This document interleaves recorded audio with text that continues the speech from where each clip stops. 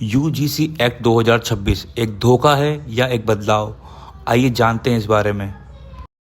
UGC university grant commission जो कि rules वगैरह बनाते हैं यूनिवर्सिटीज़ को लेकर, 13 जनवरी 2026 को उन्होंने एक रूल बनाया जिसके अंदर उन्होंने भेदभाव की परिभाषा को बदला। इसके अंदर जाति आधारित भेदभाव को भी ऐड किया है, मतलब एससी, एसटी, ओबीसी के विरुद्ध किया जाने वाला भेदभाव। जब कॉलेज में स्टूडेंट पढ़ने आते हैं तो वो अलग अलग कोटा से उसमें एडमिशन लेते हैं, जैसे एससी, एसटी, ओबीसी, विकलांगता, विधवा या अन्य कोटा। अब प्रॉब्लम ये हो रही है कि कुछ लोग कहते हैं कि जब इसमें अलग अलग कोटा के लोग एडमिशन लेते हैं तो जो जनरल कोटा वाले हैं या कोई उनसे अपर कोटा वाला, चाहे कोई भी हो, वो उनके साथ किसी ना किसी प्रकार का भेदभाव करता है। चाहे वो एडमिशन वाले केस में हो, चाहे वो काम करने वाले व्यक्ति हो, चाहे वो टीचर हो, कोई भी यूनिवर्सिटीज़ के अंदर अगर कोई भी इस तरह की बात होती है तो वो इस एक्ट के अंदर सुधारी गई है। अब ये एक्ट कहता है कि पढ़ने वाले या काम करने वाले उच्च शिक्षण संस्थानों में जो भी लोग हैं समान अवसर प्राप्त कर सकें, इसके लिए हमने जाति, धर्म, लिंग, विकलांगता या सभी प्रकार के मुद्दे इसके अंदर रखे हैं ताकि उसके अंदर भेदभाव ना हो।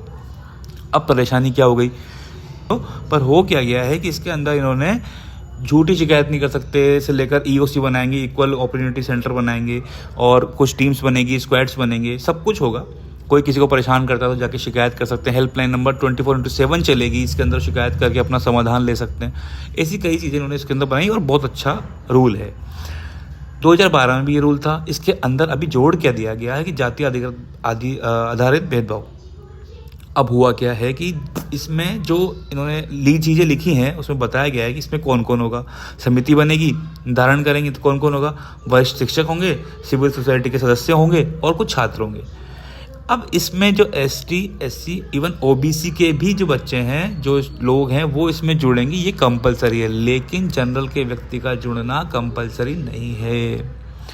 परेशानी कहाँ पैदा हो रही है कि ये लोग जब एसटी, एससी, ओबीसी जितने भी लोग वर्ग के लोग हैं इसके अंदर रहेंगे और उनको कोई किसी प्रकार का भेदभाव नज़र आता है या कुछ भी लिंग के आधार पर, जाति के आधार पर, धर्म के आधार पर, विकलांगता के आधार पर, किसी भी आधार पर अगर भेदभाव नज़र आता है तो वो कंप्लेंट डाल सकते हैं। जनरल का व्यक्ति भी डाल सकता है।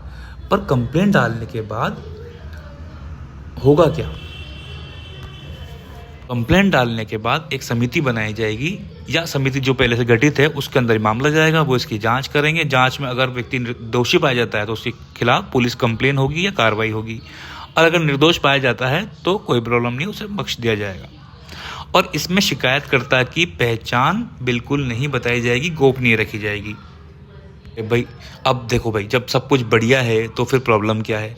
परेशानी ये है कि अगर किसी बच्चे ने, कोई भी शिक्षक हो या जो भी एसटी, एससी, ओबीसी इनके इस कोटे में आता है, वो किसी सामान्य व्यक्ति के खिलाफ, बच्चे के खिलाफ, टीचर के खिलाफ कंप्लेन कर देता है तो उसके ऊपर एक तो उसकी गोपनीयता रखी गई, दूसरा उसके ऊपर कार्रवाई होगी।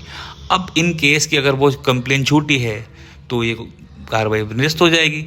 लेकिन जब तक ये जांच चलेगी वो बच्चा, वो स्टूडेंट एक डिप्रेशन में चले जाएगा, वो अपने आप को कहीं स्टैंड नहीं कर पाएगा, वो अपनी पढ़ाई में ध्यान नहीं दे पाएगा, उसको महीना 2 महीना जो भी टाइम उसमें लेगा वो बिल्कुल ख़राब हो जाएगा। ये इसकी परेशानी है। दूसरा, अगर कोई लड़का किसी लड़की को छेड़ दे, छेड़ने वाला लड़का एसटी, एससी, ओबीसी किसी जाति का है और जनरल वाली लड़की ने उसको मना कर दिया या प्रपोज कर दिया तो उस लड़की ने मना कर दिया, अब वो जाके उसके खिलाफ कंप्लेन कर देगा।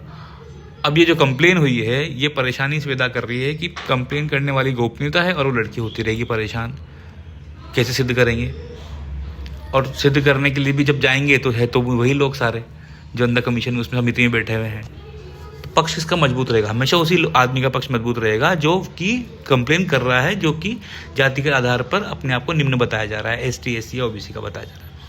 ये किसी के खिलाफ नहीं है, लेकिन इसमें कुछ न कुछ बदलाव की आवश्यकता है, इसलिए इतने विरोध प्रदर्शन हो रहे हैं। जनरल कैटेगरी के बच्चों को या टीचर्स को अगर समानता का अधिकार देना है तो उन्हें भी इसके अंदर शामिल किया जाए। भेदभाव किसी के साथ भी हो सकता है, लिंग, जाति, रंग भेद किसी के साथ भी हो सकता है। ये सबके लिए काम करना चाहिए, लेकिन ये सबके लिए काम नहीं कर रहा है। इसमें जो पर्टिकुलर कैटेगरी के लोग हैं उन्हें ज़्यादा वेटेज मिला है। वो लोग अपना कुछ भी कंप्लेन कर सकते हैं, वो अपनी शिकायत दर्ज करा सकते हैं, लेकिन सामान्य व्यक्ति अपनी उसमें शिकायत भी दर्ज नहीं करा सकता। और अगर शिकायत दर्ज कराता है तो फिर फैसला लेने वाले भी उन्हीं के साथी के लोग हैं। इन सब परेशानियों के साथ ये एक्ट परेशान कर रहा है। इसमें होना क्या चाहिए? इसमें होना ये चाहिए कि अगर कोई गलत कंप्लेन करता है या गलत चीज़ें डाल देता है या किसी भी प्रकार से अपनी दुश्मनी निकालने के लिए कंप्लेन करता है तो उसके खिलाफ भी कार्रवाई होनी चाहिए, उसके लिए भी नियम सख्त होने चाहिए। विक्टिम के खिलाफ भी नियम सख्त होने चाहिए और दोनों पक्ष के खिलाफ नियम सख्त होने चाहिए, अगर नियम ही बनाने हैं तो। वरना ये समानता का अधिकार जो आप दिखाया जा रहा है, समान आवश्यकता होगी या अवसर दिए जाएंगे, ये केवल दिखावा है, इससे परेशानियाँ बढ़ेगी। एक पर्टिकुलर जाति या कैटेगरी के लोग इससे परेशान रहेंगे, तो सरकार को शायद इस पर सोचना चाहिए। अब आप इस बारे में क्या विचार रखते हैं, कृपया कमेंट में बताइए। क्या ये नियम सही है, और सही है तो किस हद तक सही है, और गलत है तो कहाँ तक गलत है। इसके बारे में अपने विचार कमेंट में जरूर डालिए, और इस तरह की वीडियो जानने के लिए फॉलो करें, लाइक करें, सब्सक्राइब करें।